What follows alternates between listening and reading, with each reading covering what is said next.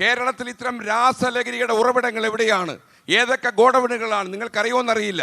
വേണമെങ്കിൽ MDMA നമ്മുടെ നഖത്തിൻ്റെ അടിയിൽ വേണമെങ്കിൽ സൂക്ഷിച്ച് നമുക്ക് കടത്തിക്കൊണ്ടുവരാം. അത്രയും മതി ഒരാൾക്ക് കിക്കാവാൻ. അപ്പോൾ ഇവരുടെയൊക്കെ കള്ളക്കളികൾ തുറന്നു കാട്ടുന്ന ഒരു റിപ്പോർട്ടായിരിക്കും ഒരുപക്ഷെ കേരളത്തിൽ ഇന്ന് വരെ കണ്ടിട്ടില്ലാത്ത ഹൈലി എക്സ്പ്ലോസീവ് ആയിട്ടുള്ള ഒരു റിപ്പോർട്ടായിരിക്കും മുഖ്യമന്ത്രിക്ക് നമുക്ക് കൊടുക്കുക. മുഖ്യമന്ത്രി ഒരു കാര്യം എന്നോട് ഉറപ്പിച്ച് പറഞ്ഞിട്ടുണ്ട്, റിപ്പോർട്ടിൻ്റെ മെറിറ്റ് അടിസ്ഥാനത്തിൽ നിശ്ചിതമായ തീരുമാനങ്ങൾ അദ്ദേഹം എടുക്കും. ഇപ്പോൾ തന്നെ നിങ്ങൾക്കറിയാം, സമ്മർദ്ദങ്ങൾ പോലീസിൻ്റെ മേളിൽ കാര്യമായിട്ടുണ്ട്, റെയ്ഡുകൾ ഇഷ്ടംപോലെ നടക്കുന്നുണ്ട്.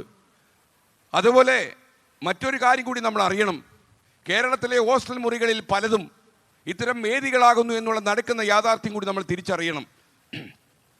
കൊച്ചിയിലെ കളമശ്ശേരിയിലെ ഒരു പോളിടെക്നിക്കൽ കോളേജ് റെയ്ഡ് ചെയ്തപ്പോൾ അവിടെ 2 കിലോ കഞ്ചാവ് പിടിച്ചപ്പോൾ ആ 2 കിലോ കഞ്ചാവ് അതിൻ്റെ വിതരണക്കാരായിരുന്നു കുട്ടികൾ. എത്ര പ്രതീക്ഷയുടെ കോളേജിലേക്കുന്ന കുട്ടികൾ അവിടെ കഞ്ചാവ് വലിക്കുന്നു മാത്രമല്ല അതിൻ്റെ വിതരണക്കാരുമാകുന്നു. വാട്സപ്പ് വഴി ആ കഞ്ചാവ് വിതരണം ചെയ്തുകൊണ്ടിരിക്കുക. നിങ്ങൾ അറിയുന്നതിനേക്കാളും കേട്ടതിനേക്കാളും വളരെ മോശമാണ് യാഥാർത്ഥ്യമെന്ന കാര്യം ഞാൻ ഉറപ്പിച്ച് പറയുകയാണ്. നമ്മൾ കരുത്തരാണ്, നമുക്ക് ആത്മവിശ്വാസമുണ്ട്, നമുക്ക് കരുതലുണ്ട്. കോവിഡും പ്രളയവുമൊക്കെ കടന്നവരാണ് നമ്മൾ. 20 മാസത്തെ കോവിഡ് കാലം റോഡിൽ ആളുകൾ ചത്തൊടുങ്ങിയപ്പോൾ നമ്മൾ കൈകോർത്തു. പ്രളയം നമ്മുടെ മുകളിലൂടെ വന്നു പറഞ്ഞപ്പോൾ നമ്മൾ കൈത്താങ്ങായി.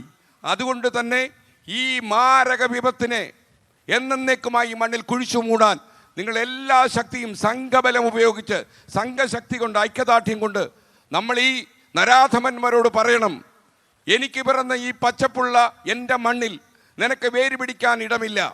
എൻ്റെ ജീവൻ നഷ്ടപ്പെട്ടാലും നിന്നെ ഈ മണ്ണിൽ നിന്ന് വേരോടെ ഞാൻ പിഴുതെടുത്ത് കളയും എന്ന് നമുക്ക് വിളിച്ചു പറയാൻ സമയമാകുന്നു.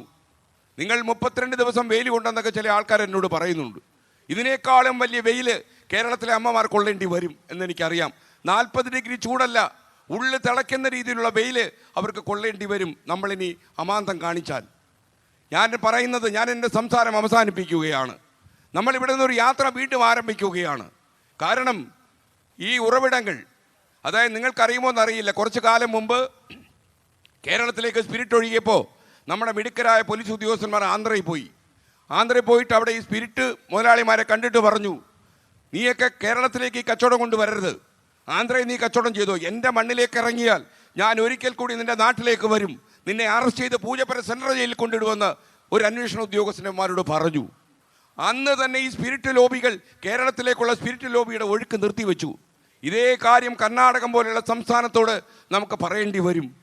അവിടെയുള്ള ആളുകൾക്ക് പണമുണ്ടാക്കാൻ നമ്മുടെ കുട്ടികളെ കുരുന്നുകളെ കൊല ചെയ്യണോ എന്ന കാര്യം ആലോചിക്കണം. നമ്മുടെ പോലീസുകാർക്ക് ഇഷ്ടംപോലെ സ്വാതന്ത്ര്യമുണ്ട്, അവരിഷ്ടംപോലെ റെയ്ഡ് നടത്തുന്നുണ്ട്, മിടുക്കരാണവർ. നമ്മുടെ പോലീസ് സംവിധാനത്തിന് തകർത്തെറിയാൻ കഴിയുന്ന ശൃംഖല മാത്രമേ ഉള്ളൂ. ഞാനത് വിശ്വസിക്കുന്നു. നിങ്ങൾ അണിചേരുക, നിങ്ങളെല്ലാവരും ഒന്ന് എഴുന്നേറ്റ് നിന്ന് ലോകത്തിന്, നിങ്ങൾക്കറിയാം ഈ മാഫിയ സംഘത്തിൻ്റെ തലപ്പത്തുള്ള ആളുകൾ, നമ്മൾ ആലിങ്കൽ മുഹമ്മദ് സാർ സൂചിപ്പിച്ചതുപോലെ വലിയ വലിയ ഭീകരന്മാരാണ്.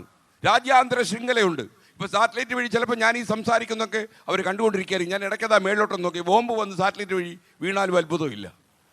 നമുക്ക് ഇവരുടെ ഉറവിടങ്ങളിൽ ബോംബിട്ടേ പറ്റൂ, തകർത്ത് തരിപ്പണമാക്കണം. നിങ്ങളെല്ലാവരും എഴുന്നേറ്റ് നിന്ന് നമ്മൾ വിളക്കൊന്ന് കെടുത്തും. ഇതവർക്കൊരു സൂചനയാണ്. നമ്മൾ നമ്മുടെ മൊബൈൽ ഫോണിൽ ലൈറ്റ് മാത്രം തെളിയിക്കുക. നമ്മൾ ഈ കടപ്പുറത്ത് അണിചേർന്നിരിക്കുന്ന 10,000 ഇവരോട് വിളിച്ചു പറയുന്നു, ഏറ്റവും അവസാനത്തെ നരാധമനായ രാസലഹരി വിൽപ്പനക്കാരനും ഈ കേരളത്തിൻ്റെ മണ്ണിൽ നിന്ന് സ്ഥലം വിട്ടു പോകണം. ഈ കേരളത്തിൻ്റെ മണ്ണിലേക്ക് വേരിറക്കാൻ ഒരു വൃത്തികെട്ട ശക്തിയെ നമ്മൾ അനുവദിക്കില്ല എന്ന് തമസോമാ ജ്യോതിർഗമയ എന്ന് മനസ്സിൽ പറഞ്ഞുകൊണ്ട് നമ്മൾ വെളിച്ചം പായിച്ചു കൊടുക്കണം. ഇതൊരു സൂചനയാണ്. ഈ സൂചന കൊണ്ട് പഠിച്ചില്ലെങ്കിൽ ഇവൻ്റെ ഉറവിടങ്ങളിലേക്ക് നമുക്ക് നേരിട്ട് യാത്ര ചെയ്യേണ്ടി വരുന്ന ഒരു പ്രഭാതം പൊട്ടിവിടർന്നു എന്ന് വരും. അതിനുവേണ്ടി നമ്മൾ തയ്യാറെടുക്കണം. നിങ്ങളെല്ലാവരും ഒന്ന് എഴുന്നേറ്റ് മൊബൈൽ ഫോണിൽ മാത്രം നിങ്ങളുടെ വിളക്കുകൾ തെളിയിക്കുക. നമ്മുടെ ഈ പ്രകാശം എല്ലാവരും ഇതൊരു പക്ഷേ ലോകത്തിന് നൽകുന്ന ഏറ്റവും വലിയ സൂചനയാകട്ടെ. കുരുന്നുകളെ കൊലയ്ക്ക് കൊടുക്കുന്ന ആളുകൾ,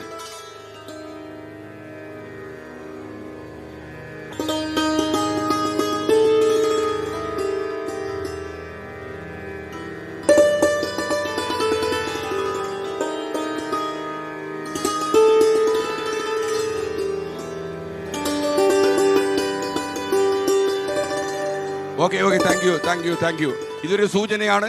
ഞാൻ ഈ പ്രസംഗം നീട്ടുന്നില്ല, കാര്യം MG ശ്രീകുമാറിനെ പോലെ കൃതകസ്ഥനായ ചലച്ചിത്ര പ്രേമി ഗായകനും ഒക്കെ തന്നെ ഇനി പാട്ടുകൾ പാടാനുണ്ട്.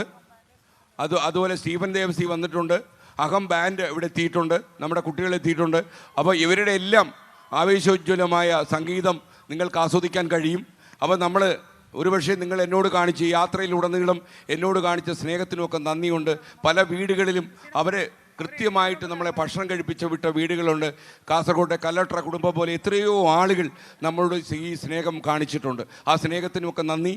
നിങ്ങൾ കാണിച്ച എല്ലാ സ്നേഹ വിശ്വാസങ്ങൾക്കും ഞാൻ നന്ദി രേഖപ്പെടുത്തുന്നു. നമ്മുടെ യാത്ര ഇവിടെ അവസാനിക്കുന്നില്ല. അപ്പോൾ നിങ്ങൾക്ക് എല്ലാവർക്കും ഒരിക്കൽ കൂടി നന്ദി.